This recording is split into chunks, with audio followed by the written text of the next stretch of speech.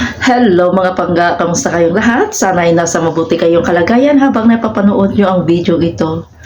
So siguro marami na nakaalam sa mga bali-balita dito sa Middle East ngayon no? Dahil napakaingay sa social media at talagang nag-viral itong ating mga kababayan na back-to-back ang kanilang mga viral video, kanilang mga istorya, mga insidente na kanilang kinasasakutan na malamang makapagbabago ng kanilang buhay. So it's very sad na ganito ang nangyayari sa ating dalawang kababayan na mag-close naman sana itong ating 2024, no? Pero dahil sa mga desisyon nila, sa mga bagay-bagay na hindi talaga pinag-iisipan ng mabuti, ay nakagawa sila ng hindi maganda at talagang makapagbago ng kanilang kapalaran dito sa Middle East, mga pangga. So siguro you're already familiar sa nag-viral na video ni kabayan sa Saudi Arabia, kabayan natin na ng hold up ng taxi, guys. So yung kanyang storya ay nangyari noong 23 ng December. Hold up ni kabayan ang isang taxi driver at nakuhaan talaga siya ng camera.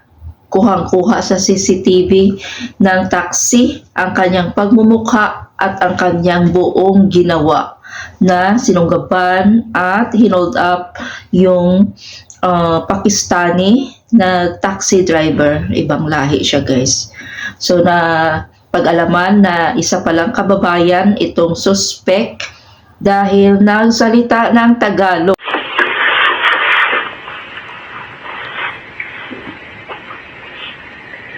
Ay, wait. Masakit sa mata. Ano yung this is hold up? No!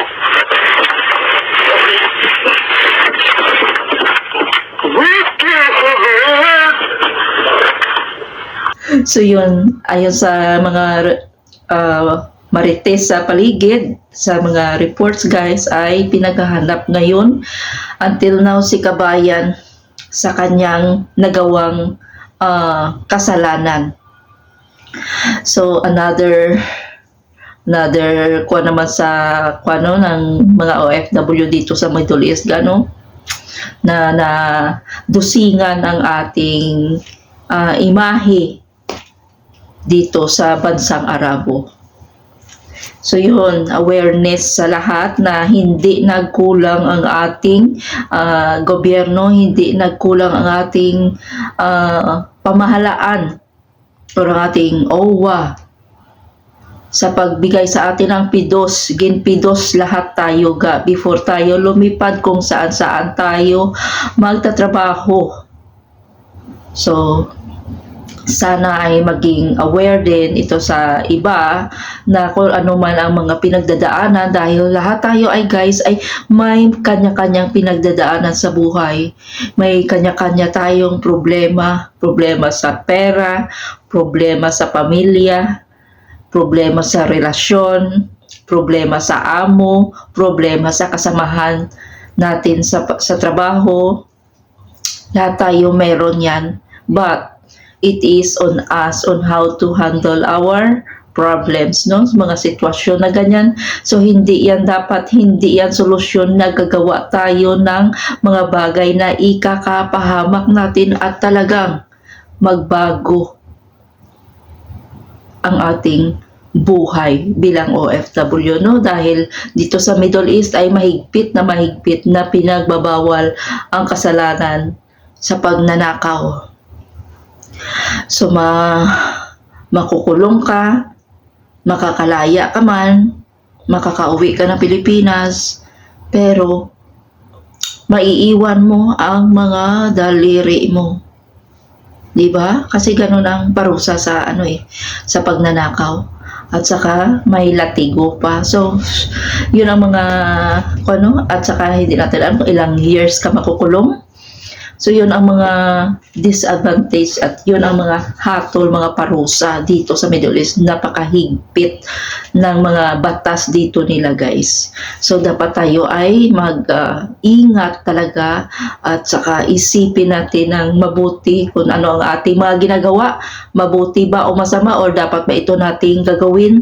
Kasi dito hindi ka talaga palalampasin ng kanilang batas. So, another na naman no, nag back to back sila So, isa na naman nating kababayan, umingay sa social media ang balita at gumimbal sa Filipino community dito sa Kuwait, mga pangga. Isa nating kababayan, kasambahay, ay inaresto ng kapulisan sa salang pagpatay ng kanyang alaga. Napaka shocking na balita na isang Filipina ang gumawa ng karumal-dumal na pagpatay ng kanyang alaga, Kuwaiti, anak ng kanyang mga amo Kuwaiti guys, 18 months old. 18 months old na alaga niya na diskubrihan ng kanyang mga amo dahil narinig ang pagsisigaw, screaming of the baby, and they found out sa loob mismo ng washing machine. Ginpatiyog ni kabayan ang washing machine guys. So, ginhingagaw o ginrush sa hospital yung baby, but sad to say na dead on arrival yung bata. So, si kabayan ay pinadampot, dinakip ng kapulisan at doon siya mismo umamin na nagawa niya ang kasalanan, ang krimen na yan. It's because the baby annoyed her.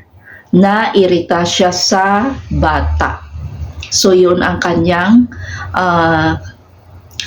rason kung bakit niya isinilid sa washing machine at giniling. Pinaikot sa washing machine ang kawawang 18 months old na sanggol dahil nairita si kabayan. So kagabi, December 27 ay nagpalabas ang ating embassy. The Philippine Embassy in Kuwait has expressed its shock and deep sadness over the tragic incident involving a Filipino domestic worker who is implicated in the death of a Kuwaiti child within her employer's household.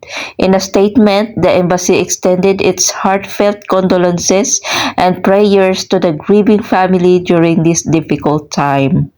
The embassy further assured the public that it is cooperating fully with Kuwaiti authorities investigating the incident. Additionally, the embassy is providing assistance to the detained Filipino domestic worker in line with Kuwaiti law and embassy's diplomatic mandate. The embassy emphasized that this is isolated incident does not represent the character of Filipinos or the Filipino community in Kuwait, who are widely recognized for their hard work, reliability, and positive contributions to the society. So, sana hindi magbago ang mga pagtingin ng ating mga employer sa ating mga Pilipina, no? Because really known ng mga Pilipina nga maalaga sa kanilang mga anak. So yun ang mga balita dito na gumimbal sa Filipino community guys, sa Saudi at dito sa Kuwait ngayon lang. This all awareness ito sa ating lahat na kung ano man ang mga pinagdaanan natin, lahat tayo talaga ay may pinagdadaanan. Walang OFW na walang pinagdadaanan guys, but it's on us on how to control our emotion at saka sa ating mga desisyon sa buhay, kung kung mapapasama ba tayo or hindi. So dapat ay talagang isipin natin ng mabuti ang ating bawat hakbang, ang bawat galaw natin, no? Isipin natin ang ating mga mahal sa buhay. So hanggang dito na lang guys ang aking mai-share sa inyo. Sana ay maging aware din tayo, no? Maging awareness ito sa lahat sa atin na OFW, na kung ano man ang ating mga pinagdadaanan guys, kung ano man ang ating mga problema, kung ano man ang ating mga iniisip, ay talagang pag-iisipan talaga ng mabuti kung ito ba ay makapapasama sa atin or mapapabuti sa atin nga. So, salamat sa panonood and mag-ingat na lang tayo palagi guys. Don't forget to pray to God for guidance and enlightenment, and surrender lahat natin sa Kanya kung ano man ang ating mga problema. So, salamat sa panonood guys, and see you again on my next vlog. Have a great day or have a great night everyone. Happy weekend. Stay safe and stay healthy. Ingat-ingat tayo palagi. God bless us all. Could you find a way to let me down?